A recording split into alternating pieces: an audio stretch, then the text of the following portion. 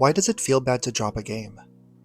I don't know if there's one definitive answer, but for me, it might have something to do with how I played video games when I was younger. I've always been somewhat of a perfectionist. Everything has to be the best it can possibly be, from my handwriting to my test scores to even how I speak. It was like I was always in competition with myself.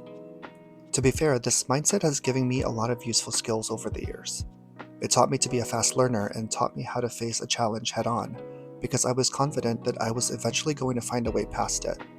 But I didn't realize that I was putting an unfair amount of pressure on myself with everything that I was doing. The need for things to be perfect, especially on the first try, would give me anxiety if things didn't work out how I thought they would. I would dwell on mistakes like it was a full-time job, no matter how insignificant. I also tended to hyperfixate, and I would try to push past the frustration so I could get to the outcome already played out in my head. Bashing my head against the wall enough times should eventually let me through, but I would also be damaging myself in the process, and sometimes the payoff is nowhere near worth the effort. And I didn't realize just how much this mindset would extend into my relationship with video games. I'm primarily a monogamous gamer. When I was younger, I had to finish the game I was playing and couldn't start another one until I rolled credits. Maybe it was because we didn't have a huge library of games growing up, so my brother and I would just keep playing the same games over and over again. But even if I'd already played something multiple times, I would still need to complete the game to get a sense of satisfaction and an internal confirmation that I didn't just waste hours of my life. I hated dropping a game in the middle of playing it, even if I didn't like it. Dropping a game before I finished it would go against a core tenet in my life: perfection. The experience wouldn't be perfect if I didn't get to the finish line. No matter how much I enjoyed it up to that point, it would still feel like a complete failure otherwise, and that incomplete save file would haunt me, live in the back of my mind like a disease. All of that was so easy to overlook when I was younger because I had a lot more disposable time. I just finished my homework and away I went to whatever journey I decided to start or continue. It didn't feel like such a waste then. But now, as an adult, time is worth so much more than it did 15-20 years ago. I can't afford to waste time like I did when I was a kid. This would end up magnifying that feeling of failure whenever I would think about dropping a game. And so I would push past the tedium, the confusion, the indifference, the frustration, just so I can tell myself that the time I spent playing was worth every second. That it was worth it because I finished it. It doesn't matter that I glazed over important cutscenes, or skipped through new gaming mechanics because pivoting from what I already knew used up more bandwidth than I could afford. I didn't realize until I was older that this mindset was actively working against fully enjoying a game. I realized that I wasn't being propelled forward by the story or the characters or the gameplay, at least not completely. When I started a game, I was bound to it until I finished it. In my mind, this was the only way to play video games. All or nothing. Of course I had fun. I had tons of fun playing video games over the years. I've made great memories with friends and family through gaming. I don't think I would have started playing at all if I wasn't having fun. But I think the problem came when I realized that when I was no longer having fun, I would unconsciously make an effort to push through it because it was something I thought I needed to see to the end. It wasn't until recently that I recognized that this mindset was extremely unhealthy, both in how I played games and also in real life. I've missed out on valuable first-time experiences by forcing myself to finish a game when it was no longer giving me what I needed. All it did was plant seeds of resentment whenever I forced myself to play, and sour what would otherwise have been a great experience. For some reason, this mindset manifests the most in Souls-like games, especially the Soulsborne series. Maybe it's because I'm slowly getting burnt out, but I don't like switching in between games. I like to finish one game to its entirety before moving to the next one because I don't want to lose the muscle memory. So I want to finish this. I'm already 130, almost 40 hours in. It's been really fun. It's actually been really fun up until I got to the Halleck tree, and at that point, it was just a chore. Ever since I played Bloodborne for the first time in 2021, this mindset of needing to finish before moving on, no matter how little I'm enjoying myself, somehow intensified. It was especially apparent when it came to boss fights. I couldn't move on to the next area or the next encounter until I beat the boss that I was currently stuck on. If I attempted to skip the boss because I no longer had the capacity to keep trying to beat it, that unfinished boss would haunt the rest of my playthrough. I needed to beat that boss because if I finished the game knowing that I purposely didn't keep trying, I felt like I would have nothing to show for it. The experience wasn't perfect because there was one stone left unturned, and all of that time spent playing the game was a complete waste of time. So I would hyperfixate and beat my head against the wall with these bosses until I either got lucky with RNG or memorized the attacks well enough to just outlast them. It didn't matter that I got more frustrated with every failed attempt, or that I was becoming more jaded with the whole experience because I couldn't get past this roadblock. No cost was too high. I had to beat the boss so I could finish the game and move on with my life. I think part of it is the self-satisfaction I feel when I look back at that attempt and see how my effort eventually yielded the result I wanted. To me, this was resilience, that because I persevered against all odds, I emerged victorious. What I didn't know was that this was only stubbornness in disguise. Resilience is adapting to a change in perspective when you experience a setback, and knowing when to pivot when something is clearly not working the way it should. Stubbornness, on the other hand, is complete inflexibility and resistance to change.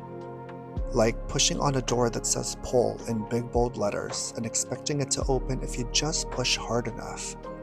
But all you're doing is breaking the door because you're forcing it to do something it shouldn't do. That was what I was doing to myself. I actually had this realization early on in my first playthrough of Elden Ring. I think that was when I was like, okay, this is doable. I just have to not kind of get stuck in a mindset of doing the same thing and trying something new and like broadening my horizons and everything. And so that's what I did. I visited all these kinds of places and I beat a lot of bosses. Unfortunately, I did not learn my lesson, and I just kept going through the game how I had been, even all the way to Shadow of the Erdtree. The last few hours of the stream last night, I was literally just beating my head against the wall. It was like fighting Melania, except ranked up to infinity. Recognizing it, I think, is a step forward to completely flipping the switch from stubbornness to resilience. In 2025, I was able to apply this change in perspective with Far Cry Primal, where I made a conscious decision to put the game down because I was getting burnt out from the gameplay loop. Did it feel bad? Of course, but I knew it was something that I had to do. I also played Baldur's Gate 3 for a good amount of time, around 50 hours, but I think I went into it too hard too fast, and when I hit Act 2, all of a sudden I completely lost interest and I decided to put it down. Did it feel bad? Absolutely, especially because I was really enjoying myself up until that point. But the beginning of 2026 is when I really sat down with myself and thought about this problem. It was when I played Hollow Knight for the first time. After finishing Hades, I started playing Hollow Knight because I'd been curious about it, and had heard so much positive feedback about the game. But about 8 hours in though, I had to drop it because my frustration was far outweighing the fun that I was having. For context, I have very limited experience with 2D platformers, especially as an adult. The only ones I can remember off the top of my head that I liked were Wario Land 4, which I played religiously as a kid, and Kirby Nightmare in Dreamland, which I also played quite a bit. So going into Hollow Knight was somewhat of a new experience because most, if not all of the games I played were in a 3D space with 3D movement. But I was up for the challenge. At least I thought I was. I responded well to the visuals and art design, and the sound design is probably one of the best I've experienced in a while, but it wasn't enough to compensate for the main problem I was having with the game.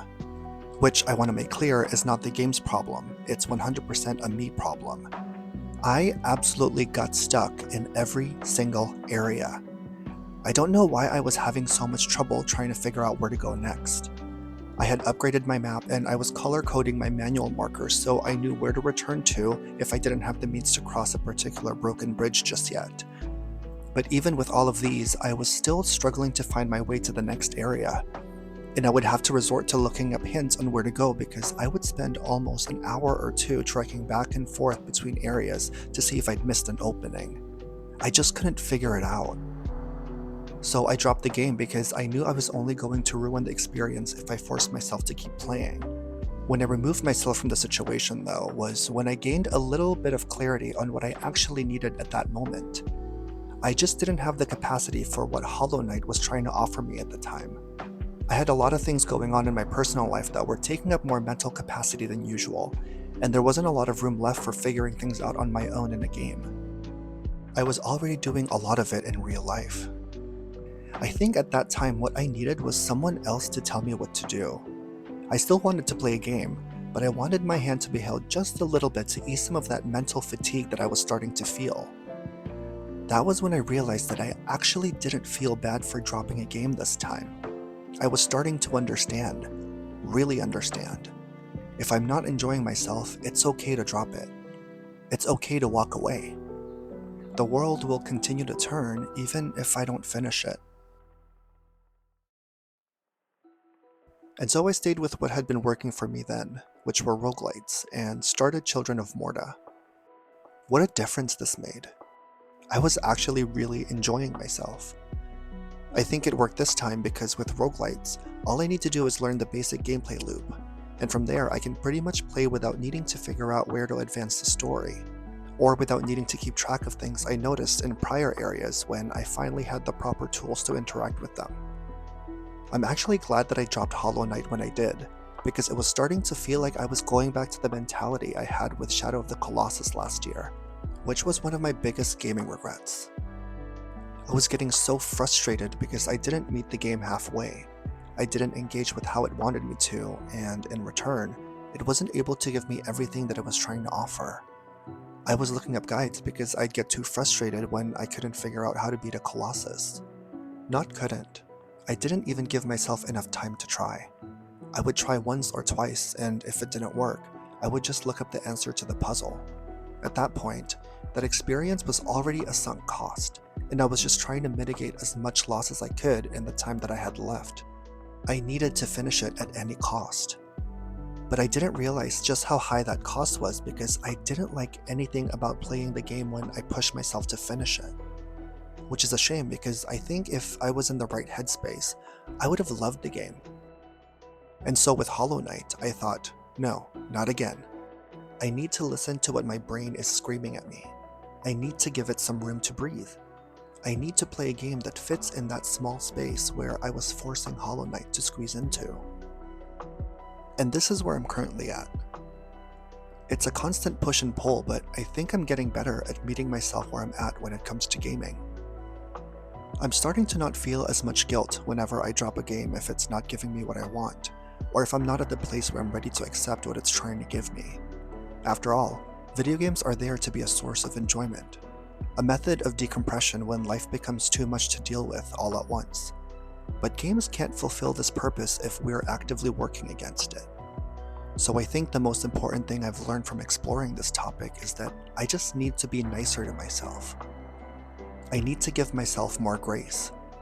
I need to stop putting so much unnecessary pressure on myself because I don't want to lose the magic that I can only experience through video games. And that hopefully as I get older, I can continue to discover new ways that gaming can impact my life, and continue to learn more and more about myself in the process.